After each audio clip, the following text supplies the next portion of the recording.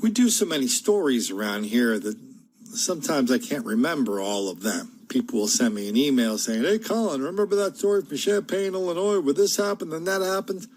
And I have to ask them to remind me, or I have to look it up, because we've done thousands of videos, written 3 books. That's millions of words. So there's a lot going on. We just try to keep piling on this mountain of evidence to fight this mountain of denial, deceit, and delusion. But some stories, they stick with me. I don't know why, they just do. This story, I think the kid's name was Robert Ponzi, stuck with me. He was a happy-go-lucky kid from Florida who moved to Baltimore, got a job at the James Joyce Pub in the Inner Harbor area. He thought he could take a bicycle from there to his home, ride it through a black neighborhood at night, and just give his regards to the fellas, because he was down with the cause, so was his mom, and they couldn't imagine how the cause would not be down with him. So he's driving through the black neighborhood. All of a sudden, he's surrounded by a large group of black people. They want to steal his bike. They want to steal his wallet. They want to beat him up just for the hell of it. He takes his bike and he starts defending himself by swinging his bike around. They knock him down and stab him 17 times.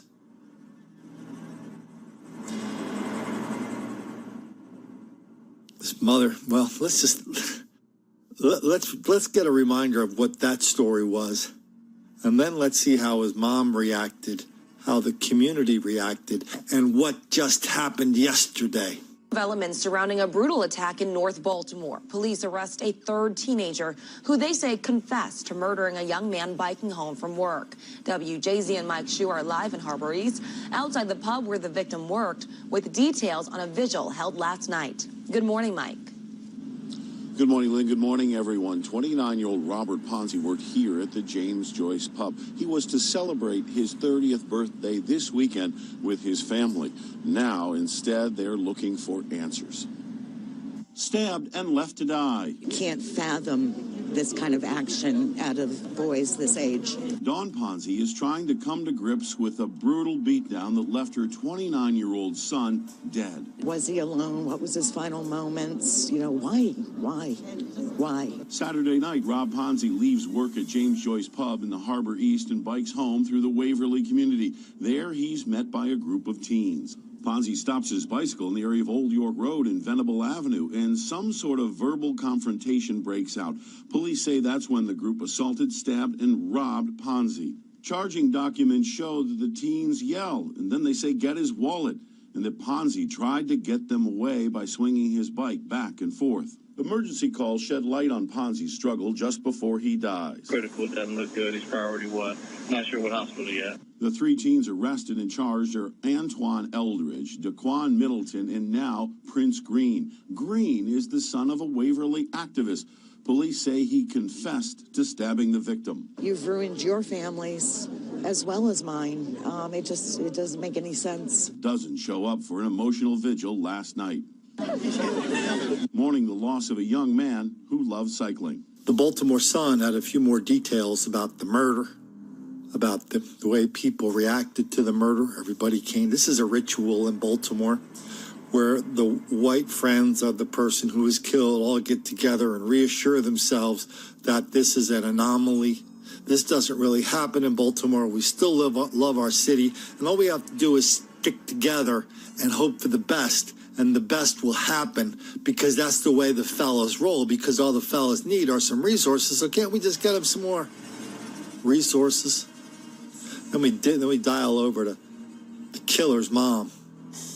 Killer's mom said, well, I don't really think he did it. You know, I didn't have my eyes on it. I really don't like the fact that everybody's already convicted my son for this murder. He's a good boy. He didn't do nothing. The Baltimore Sun chimed in. The guy's name is Prince Green. Prince Green is well known in area debate circles as a standout member of the City College high school team. At age 12, he wrote a winning proposal for a small grant to fund a program for youths in his area. He showed a tremendous amount of leadership. He even had a business card, said the woman who gave him the money. She talked to him about joining, his her board of directors. He was also in 6th grade. He, some kind of local TV show in a mock court. He played a district attorney, and he said he wanted to be a district attorney. We're talking about the killer. We're talking about the kid who was convicted of stabbing this guy with a huge knife he just happened to be carrying around. Then we go to the mom, Thomasine Green. She's an activist. She's a community organizer. She says every meeting that we have, I'm talking about the kids. With God as my witness, I said we have to have more community centers. Let's not wait. We have to do something for these kids. We get into the details of how they caught the guy. So the mom was all caught up in the tragedy of Freddie Gray. The tragedy of Freddie Gray. It was no tragedy.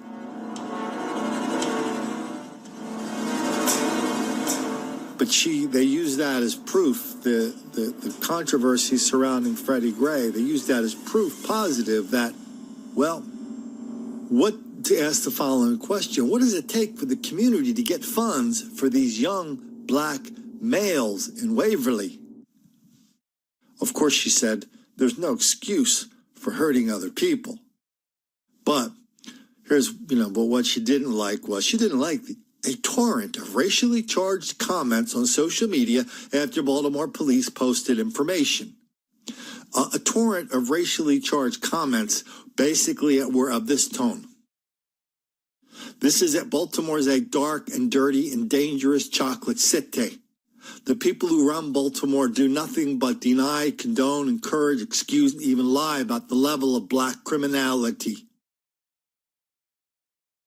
And when this happens over and over and over, everybody goes through this kabuki dance where they pretend like they don't understand what's happening. This black on white violence in Baltimore. I don't understand how anybody could look at Baltimore and say, oh yeah, that's a safe place for my family to be, because there is no black on white hostility in Baltimore. Anybody who thinks that, you are a danger to yourself and to others.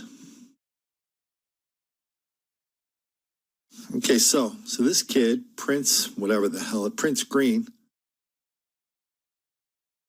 he was convicted as a juvenile for stabbing Robert Ponzi with a knife. He was stabbed 17 times. What's that worth in Baltimore?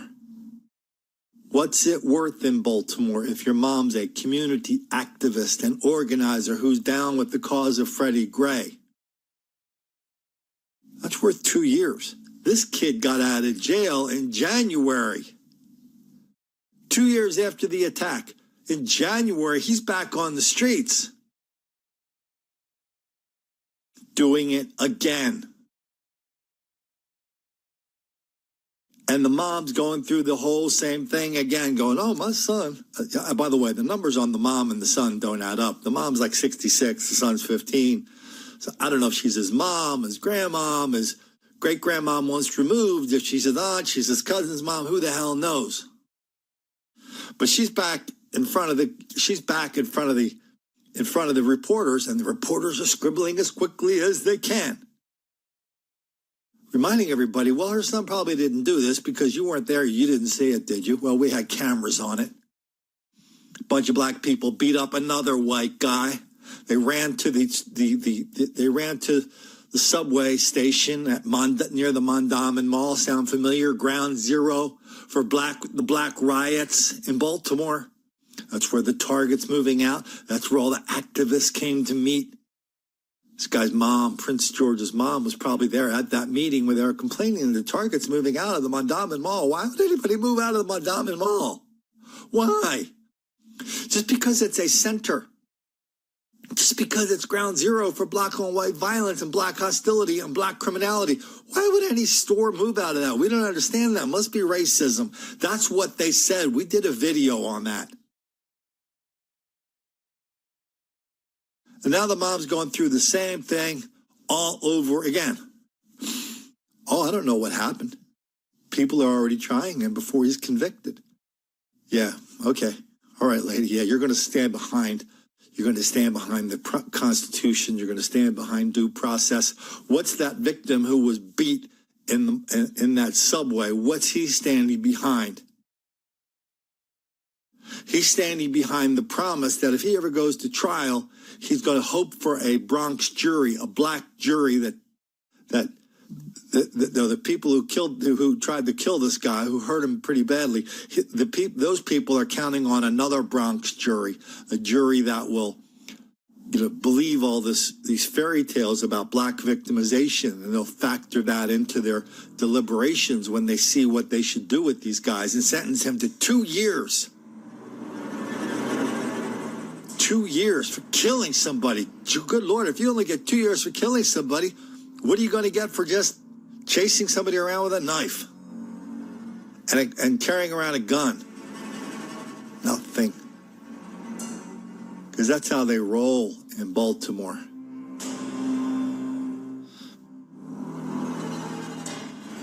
The psycho Thomasine Green, Prince Green's mom, grandmom, whatever the hell she is, she uses the classic out.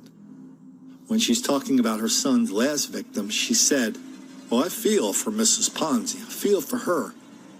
But then she said, then they added in, but I feel for Baltimore. So she's not just sad that her son killed this dude. No, she's sad that a whole system of institutional white racism where they don't give black people the resources to help their kids. She's sad that black people are forced to go around killing white people or chasing them around with guns and beating them. That's how they roll in Baltimore. How much evidence, how many stories like this do you need to see? Do you need to see the latest story out of Baltimore, the so-called nice neighborhood next to Fells Point, next to the Inner Harbor called Fells Point? Story in the paper that said, oh yeah, we're going to close our really, really nice restaurant down because nobody wants to come anywhere near this area anymore. It's radioactive. We can't even sell this damn place. This was one of these like hipster restaurants that's, opened up to great acclaim. Everybody's supposed to go there for their craft beer and their artisan cheeses, that kind of place. Now they can't even give it away because of the black violence and criminality that is part of Baltimore. Paper can't figure it out. The paper, Thomasine Green, Prince Green's mom, she figured it out, but she's lying her ass off about it. And the reporters and the public officials, they're just happy to just parrot whatever she said about resources, because giving black kids more resources is guaranteed not to make the black kids angry.